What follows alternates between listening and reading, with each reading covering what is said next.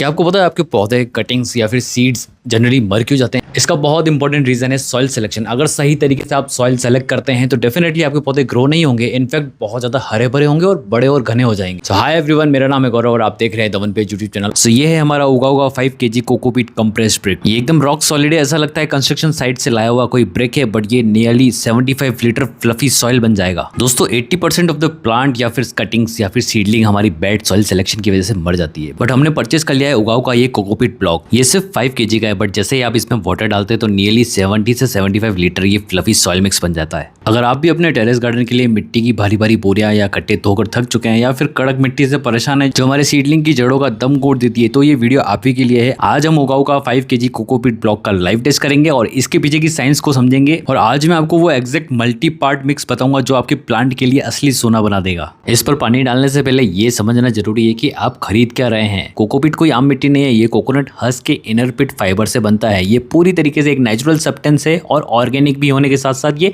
Soilless medium है। लेकिन एक बात का ध्यान रखना, मार्केट में मिलने वाले कोकोपीट ब्लॉक एक जैसे नहीं होते। अगर आप कोई भी सस्ता सा अनवॉश कोकोपीट ब्लॉक खरीद रहे हैं तो उसमें भारी मात्रा में नेचुरल सॉल्ट होता है जो आपके प्लांट की नाजुक जड़ों को जला सकता है। उगाओ इस ब्लॉक को खास तौर पर होम गार्डन के लिए प्रोसेस करता है। इसे मशीन से छान कर बड़े बड़े जो चंक्स होते हैं उनको निकाल देता है और फाइन डस्ट को भी हटा देता है, यानी आपको मिलता है एक कंसिस्टेंट फाइबर। सबसे बड़ी बात, इसे पहले अच्छी तरीके से वॉश किया जाता है ताकि इसका सारा सॉल्ट निकल जाए। क्या आपको पता है सॉइल का पीएच लेवल अगर 5.5 से 6.5 के बीच हो तो ये प्लांट को न्यूट्रिशन एब्जॉर्ब करने में हेल्प करता है और इसी से हमारे पौधों में ज्यादा फ्लावरिंग और ज्यादा फ्रूटिंग आती है। सबसे पहले आप ये देखो, क्या आप एक 16 इंच के मिट्टी से भरे हुए गमले को इजीली उठा सकते हो? यहाँ पर मैंने इसको इजीली उठा लिया क्योंकि इसमें हमने सिर्फ और सिर्फ कोकोपीट का यूज करा है। इसी तरह मैं सारे वेजिटेबल्स में या फिर किसी भी हैंगिंग प्लांटर्स में इन्हीं का यूज करता हूँ और अपने छत का लोड बहुत कम कर देता हूँ। सबसे पहले आप ये रिजल्ट देखो, ये कटिंग्स कोकोपीट में ग्रो करी गई है और इनका रूट स्ट्रक्चर आप देखो कितना ज्यादा अच्छे से डेवलप हो चुका है। और हम जब भी मल्टीपल कटिंग साथ में ग्रो करते हैं तो उन्हें सेपरेट करना होता है। इसमें कोकोपीट काफी ज्यादा मदद करता है क्योंकि हमें यहाँ पर कटिंग्स को सेपरेट करने में काफी फ्रीडम मिलता है। ये इजीली बाउंड नहीं होता है और ये फ्रीली रूट्स को फ्री कर देता है। अगर कोकोपीट में आप भी हिबिस्कस कटिंग ग्रो करना चाहते हैं तो यहाँ पर आपको अलग अलग शेप एंड साइज की कटिंग लेकर आनी है और यहाँ पर आपको सब कुछ 6 से 7 इंच लंबा कट कर देना है। मॉडल पर जितनी भी पत्तियां अवेलेबल है सबको आपको रिमूव करना है। देखो लीव्स रिमूव करना इसलिए जरूरी है ताकि हमारे प्लांट को पता चले कि इसको नई ग्रोथ पे फोकस करना है और नीचे की तरफ जितनी भी हमारी कटिंग सॉइल के अंदर होगी वहां से वो रूट्स डेवलप स्टार्ट करेगी। तो यहाँ पर सारी लीव्स रिमूव करने के बाद अब हम इनको सॉइल में लगाएंगे। पॉट प्रिपेयर करने से पहले पॉट के नीचे बहुत सारे ड्रेनेज होल होने चाहिए और उसको हम अब न्यूज़पेपर से कवर करेंगे ताकि हमारा कोकोपीट इससे से बाहर ना निकले। मैं कटिंग्स में कोकोपीट यूज करना ज्यादा प्रेफर करता हूँ क्योंकि ये नेचुरली स्टेरलाइज होता है। इसमें कोई ज्यादातर पेस्ट अटैक नहीं होता। सबसे बड़ी बात यह है इसमें फंगस अटैक नहीं होता, तो हमारी कटिंग्स कभी भी इसमें खराब नहीं होगी। कोकोपीट काफी ज्यादा पोरस होता है, काफी ज्यादा लूज होता है। इससे हमारी कटिंग्स की रूट्स काफी अच्छे से फैलती है जिनको ऑक्सीजन लेने में भी कोई प्रॉब्लम नहीं होती। इसलिए हमारा प्लांट या फिर कटिंग बहुत ज्यादा हेल्दी रहता है। अगर कंपेयर किया जाए तो सॉइल के मुकाबले 8 गुना ज्यादा ये वाटर होल्डिंग कैपेसिटी होती है इसके अंदर, तो डेली हमें वाटर देने की भी जरूरत नहीं है। इससे हमारी कटिंग्स का ग्रो होने का चांसेस काफी ज्यादा बढ़ जाता है। गुड़हल की कटिंग को हम नियरली 3 to 4 इंचेस डीप लगाएंगे। इससे हमारी कटिंग हिलेगी नहीं और यहाँ पर इसको कंटिन्यू मॉइस्चर मिलता रहेगा। यहाँ पर हमारी कटिंग के अंदर हम 45 डिग्री एंगल कट नहीं लगाने वाले क्योंकि यहाँ पर कोकोपीट के अंदर मॉइस्चर रिटेंशन काफी लंबे समय तक रहता है। हमें बार बार पानी डालने की जरूरत नहीं है, तो इजी कट सरफेस पे भी हमारी कटिंग बहुत ज्यादा वाटर एब्जॉर्ब करेगी और ये फटाफट से ग्रो हो जाएगी। एक ही पॉट के अंदर हम 6 to 7 कटिंग्स इजीली लगा सकते हैं क्योंकि इनको बाद में निकालना भी बहुत आसान होता है। अभी बारिश का मौसम चल रहा है, ये रहा हमारा रोज कटिंग का रिजल्ट। यहाँ पर आप चाहें तो डेफिनेटली आप भी अपनी सारी रोज की कटिंग या फिर और अदर प्लांट की कटिंग इस कोकोपीट में ग्रो कर सकते हैं। रूट्स बहुत अच्छे से फैलती है और प्लांट भी काफी ज्यादा हेल्दी रहता है। सीडलिंग को ग्रो करने के लिए कोकोपीट मीडिया सबसे बेस्ट रहता है क्योंकि यहाँ पर मॉइस्चर की कमी नहीं होती है और हमारे सीडलिंग बहुत फास्ट ग्रो होते हैं। यहाँ पर आप देख सकते हैं हमारे एडिनियम सीडलिंग काफी अच्छे से ग्रो हो रहे हैं, रूट्स भी काफी अच्छे से फैल चुकी है और सारे ही हेल्दी नजर आ रहे हैं। ये बीज हमारे खुद के एडिनियम से हुए हैं जो हमने सेल्फ पॉलिनेट करे थे और यहाँ पर हमारे पास बहुत सारे हेल्दी सीड्स अवेलेबल हो चुके हैं। यही वो सारे एडिनियम है जहाँ पर मैंने इनको सेल्फ पॉलिनेट करा था और बहुत सारी फलियां ली थी। सिर्फ एक ही फली में इतने सारे बीज मिले हैं और मेरे पास नियरली 10 से 20 फलियां आ चुकी है और हमने सेल्फ पॉलिनेट करा था। नेक्स्ट वीडियो में मैं आपको बताऊंगा कैसे करना है, सब्सक्राइब कर लेना। सो इन सारे बीजों को भी मैं कोकोपीट में ग्रो करना प्रीफर करता हूँ। क्यों? क्योंकि यहाँ पर हमें चाहिए होता है बहुत लार्ज क्वांटिटी में मॉइस्चर और मॉइस्चर बना रहना चाहिए। अगर मॉइस्चर उड़ गया तो एडिनियम के सीड्स कभी ग्रो नहीं होंगे। एडिनियम के सीड्स को कोकोपीट के ऊपर डालने से पहले आप कोकोपीट हल्का सा गीला कर लीजिए। इससे होता ये है कि आपके सीड्स इसके ऊपर अच्छे से चिपक जाते हैं और इधर उधर बिखरते नहीं है। सारे सीड्स को आप कोकोपीट के ऊपर अच्छे से स्प्रेड कर लीजिए। कोशिश करिए एक के ऊपर एक सीड्स ना आए। एंड फाइनली टॉप लेयर पे भी हम कोकोपीट की 1/2 इंचेस लेयर लगाएंगे। इससे हमारे सीड्स उड़ेंगे नहीं और यहाँ पर हमेशा मॉइस्चर मिलता रहेगा तो सीड्स बहुत फास्ट ग्रो होंगे। फाइनली वाटर दीजिए और वेट करिए इनकी न्यू ग्रोथ का।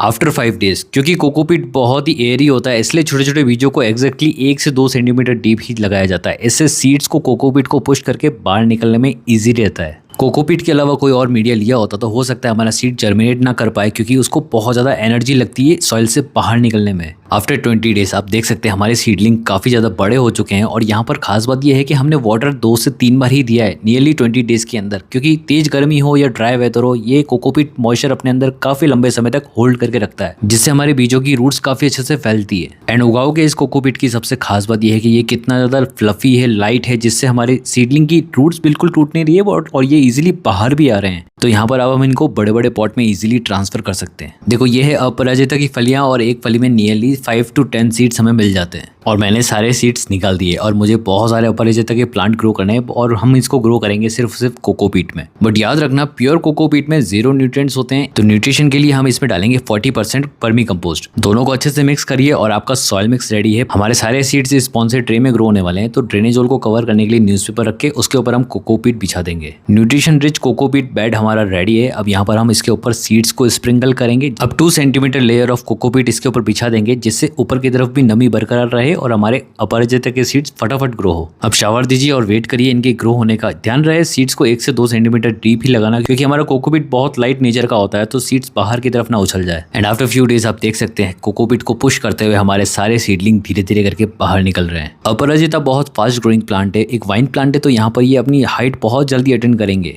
और कुछ दिनों के बाद जब वाइन थोड़ी बड़ी होती है और सॉइल के अंदर न्यूट्रिशन रहता है, हमारे कोकोपीट के साथ वर्मी कंपोस्ट मिक्स था, इसलिए हमें एक फ्लावर भी देखने को मिल गया। इस स्टेज के आने के बाद आप इजीली अपने सारे प्लांट्स को ट्रांसप्लांट कर सकते हैं। कोकोपीट होने की वजह से इनकी रूट्स ज़्यादा टूटेगी नहीं, क्योंकि इस कोकोपीट बहुत ज़्यादा फ्लफी होता है और आपके सारे अपराजिता के प्लांट ईजिली ट्रांसप्लांट हो जाएंगे। देखो मैं लंबे समय से गार्डनिंग में अपने कोकोपीट यूज़ कर रहा हूँ, स्पेशली वेजिटेबल गार्डनिंग में। जैसे यहाँ पर लौकी हो गई, तराई हो गई, करेले हो गए और बहुत सारी वेजिटेबल्स नीचे की तरफ भी ग्रो कर रखी है मैंने, जो नज़र नहीं आ रही है। यहाँ पर कोकोपीट यूज़ करने का सबसे मेन मकसद यही होता है कि सॉइल के अंदर मॉइस्चर लंबे समय के लिए होल्ड रहता है।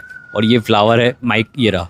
कहने का मतलब ये है कि आपको गार्डन में कोकोपीट क्यों यूज़ करना है। सबसे पहले तो सॉइल का जो वेट होता है आपके टेरेस पर वो कम हो जाएगा, पौधों को पानी देने की जो आपकी ड्यूटी है वो कम हो जाएगी, और पौधों को जो न्यूट्रिशन चाहिए होता है सॉइल के अंदर वो ज़्यादा देर तक होल्ड रहेगा, क्योंकि पानी ज़्यादा देर तक आपके सॉइल के अंदर रहने वाला है। सो 400 रुपये से भी कम कॉस्ट पे आने वाला उगाओ का ये 5 kg कोकोपीट ब्लॉक आपके गार्डन या फिर टेरेस के सेटअप को काफ़ी स्केल अप कर देगा। कोकोपीट ब्लॉक आपके होम गार्डन या फिर टेरेस गार्डन सेटअप को स्केल अप करने का सबसे कॉस्ट इफेक्टिव तरीका है। ये भारी मिट्टी उठाने का हेडेक को तो खत्म करता ही है, डेली वाटरिंग को भी कम कर देगा, और इनफैक्ट आपके सीड जर्मिनेशन या फिर कोई भी कटिंग आप ग्रो कर रहे हो उनको ग्रो करने में आपकी काफी ज्यादा मदद करेगा। बस ये याद रखना कि आप एक हमेशा अच्छी क्वालिटी का कोकोपीट जरूर यूज करें, जो अच्छी तरीके से वॉश किया गया हो, क्योंकि इसके अंदर प्रेजेंट सॉल्ट आपके प्लांट की जड़ों को इजीली मार सकता है या फिर कटिंग्स को ग्रो नहीं होने देगा। और अगर नॉर्मल प्लांट के सॉइल मिक्स में इसे यूज कर रहे हैं तो डेफिनेटली इसमें कोई भी एक अच्छा न्यूट्रिशन या फिर कंपोस्ट डालिए, जिससे आपकी प्लांट की ग्रोथ काफी बरकरार रहे। अगर आप इस ब्लॉक को अपने गार्डन के लिए खरीदना चाहते हैं तो मैं उगाओ का ऑफिशियल लिंक नीचे डिस्क्रिप्शन में डाल दूंगा, जहां से आप इसको इजीली परचेस कर सकते हैं, और अमेजॉन फ्लिपकार्ट पर तो ये अवेलेबल होता ही है। सो होप कि दोस्तों वीडियो काफ़ी ज़्यादा इन्फॉर्मेटिव लगा होगा। अच्छा लगा तो प्लीज़ लाइक करें और डेफिनेटली सब्सक्राइब करें और शेयर जरूर करें, ताकि और लोगों तक ये वीडियो ज़रूर जाए। मिलते हैं नेक्स्ट वीडियो में, बाय बाय।